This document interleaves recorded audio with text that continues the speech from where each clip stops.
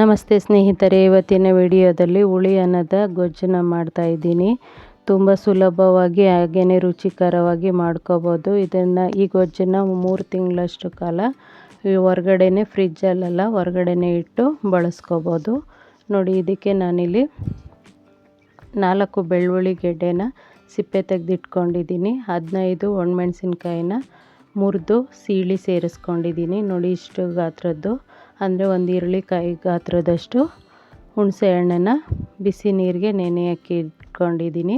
ಹಾಗೆ ಕರಿಬೇವು ಸೊಪ್ಪು ಒಂದು 8ರಿಂದ 10 ಕಡ್ಡಿಯಷ್ಟು, ಸ್ವಲ್ಪ ಕೊತ್ತಂಬರಿ ಸೊಪ್ಪು, ಈರುಳ್ಳಿ 2 ಗೆಡ್ಡೆನ ಕುಯ್ದು ಇಟ್ಕೊಂಡಿದ್ದೀನಿ ಉದ್ದಕ್ಕೆ. ನಾನು ತೋರಿಸಿದ ಪುಡಿ ಬಂದು ಜೀರಿಗೆ ಮತ್ತು ಬಿಳಿ ಎಳ್ಳು, ಅದನ್ನು ಹುರಿದು 3 ಸ್ಪೂನಷ್ಟು ಬಿಳಿ ಎಳ್ಳು ಮತ್ತು ಜೀರಿಗೆನ ಹುರಿದು ಪುಡಿ ಮಾಡಿ ಇಟ್ಕೊಂಡಿರೋದು. ಇವಾಗ ನಾನಿಲ್ಲಿ 150 ಗ್ರಾಮ್ ಆಗೋಷ್ಟು ಎಣ್ಣೆನ ಹಾಕ್ಕೊಂಡಿದ್ದೀನಿ. ಇದಕ್ಕೆ ಸ್ವಲ್ಪ ಎಣ್ಣೆ ಜಾಸ್ತಿ ಬೇಕು. ಆನಂತರ ಜೀರಿಗೆ, ಸಾಸಿವೆ, ಕಡಲೆಬೇಳೆ, ಉದ್ದಿನಬೇಳೆ ಹಾಗೆ ಒಣಮೆಣಸಿನ್ಕಾಯಿ ಇಟ್ಕೊಂಡಿದ್ನಲ್ಲ ಅದನ್ನು ಸೇರಿಸ್ಕೊಂಡೆ. ಹಾಗೆ ಬೆಳ್ಳುಳ್ಳಿನ ಹಾಕ್ಕೊಂಡು ನಂತರ ಕರಿಬೇವು ಸೊಪ್ಪು, ಅರಿಶಿನ ಪುಡಿ ಮತ್ತು ಹಿಂಗನ್ನು ಸೇರಿಸ್ಕೊಂಡೆ. ಆನಂತರ ಇದು ಸ್ವಲ್ಪ ಫ್ರೈ ಆದ ನಂತರ ನಾನು ಈರುಳ್ಳಿನ ಸೇರಿಸ್ಕೊಳ್ತೀನಿ. ಈರುಳ್ಳಿ ಸೇರಿಸ್ಕೊಂಡ ನಂತರ ಈರುಳ್ಳಿ ಬಾಡಬೇಕು ಚೆನ್ನಾಗಿ. ಅರಿಶಿನ ಪುಡಿ ಹಾಕಿರೋದ್ರಿಂದ ಬೇಗ ಈರುಳ್ಳಿ ನೀರನ್ನ ಬಿಟ್ಟು ಬೇಯುತ್ತೆ. ಈರುಳ್ಳಿ ಸ್ವಲ್ಪ ಬೆಂದ ನಂತರ ಕಡಲೆಕಾಯಿ ಬೀಜ ಹುರಿದು ಸಿಪ್ಪೆ ತೆಗೆದಿಟ್ಕೊಂಡಿದ್ದೆ, ಇದು 1 ಬೌಲಷ್ಟಿದೆ, ಅದನ್ನು ಸೇರಿಸ್ಕೊಂಡಿದ್ದೀನಿ. ಸಿಪ್ಪೆ ಸೇರಿಸಿ ಹಾಕಿದ್ರೆ ತಿನ್ನುವಾಗ ಮೆತ್ತಗಿರುತ್ತೆ ಕಡಲೆಕಾಯಿ ಬೀಜ, ಹಾಗಾಗಿ ಸಿಪ್ಪೆನ ತೆಗೆದು ಸೇರಿಸ್ಕೊಂಡಿದ್ದೀನಿ. ಇವಾಗ ನೋಡಿ, ಹುಣಸೆಹಣ್ಣಿನ ರಸನ ಸೇರಿಸ್ಕೊಳ್ತಿದ್ದೀನಿ. ಚೆನ್ನಾಗಿ ಹುಣಸೆಹಣ್ಣಿನ ರಸನ ಹಿಂಡಿ ಸೇರಿಸ್ಕೊಂಡಿದ್ದೀನಿ.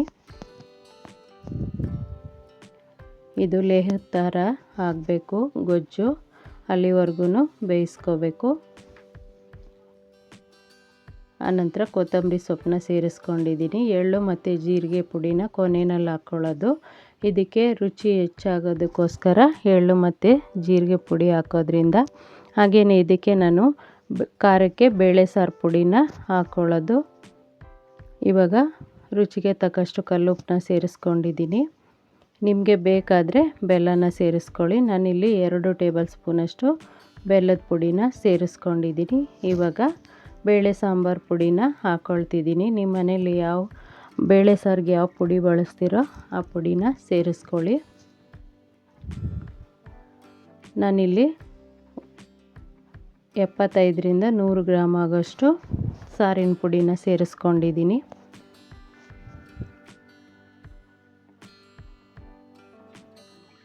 ಇದು ಹೆಚ್ಚು ಕಡಿಮೆ 3 ಸೇರು ಅಕ್ಕಿಗೆ ಆಗುತ್ತೆ ಗೊಜ್ಜು. ಅಷ್ಟು ಗೊಜ್ಜನ್ನ ನಾನು ಇವಾಗ ರೆಡಿ ಮಾಡ್ಕೊಂಡಿರೋದು.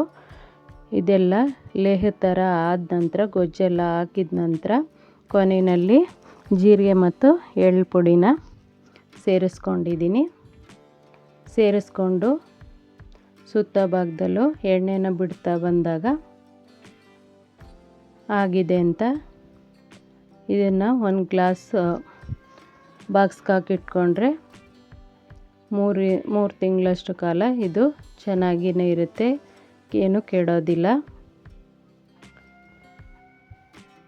ನಾನು ಈ ಗೊಜ್ಜನ್ನು ಸ್ವಲ್ಪ ಎತ್ತಿಟ್ಟು 1 ಲೋಟ ಅಕ್ಕಿಗೆ ಅನ್ನ ಮಾಡ್ಕೊಂಡಿದ್ದೆ, ಅಂದರೆ 1 ಪಾವು ಅಕ್ಕಿಗೆ, ಅದಕ್ಕೆ ಅನ್ನನ ಇದಕ್ಕೆ ಮಿಕ್ಸ್ ಮಾಡಿ ಕಲಿಸ್ಕೊಳ್ತೀನಿ. ಉಳಿದಿದ್ದನ್ನು ಗೊಜ್ಜನ್ನು ಎತ್ತಿಟ್ಕೊಳ್ತಿದ್ದೀನಿ. ಗೊಜ್ಜು ರೆಡಿ ಮಾಡಿಟ್ಕೊಂಡ್ರೆ ಅನ್ನ ಮಾಡಿ ಮಿಕ್ಸ್ ಮಾಡ್ಕೋಬೋದು, ತುಂಬಾ ರುಚಿಕರವಾಗಿರುತ್ತೆ.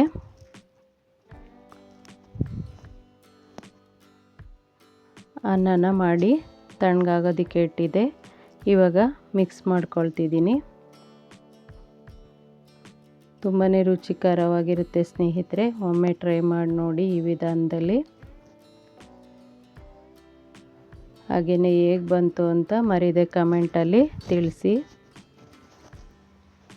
ಮೊದಲನೇ ಬಾರಿಗೆ ನಮ್ಮ ವಾಹಿನಿನ ನೋಡ್ತಾ ಇದ್ದರೆ ಪ್ಲೀಸ್ ಸಬ್ಸ್ಕ್ರೈಬ್ ಮಾಡಿಕೊಂಡು ನೋಡಿ ಸ್ನೇಹಿತರೆ.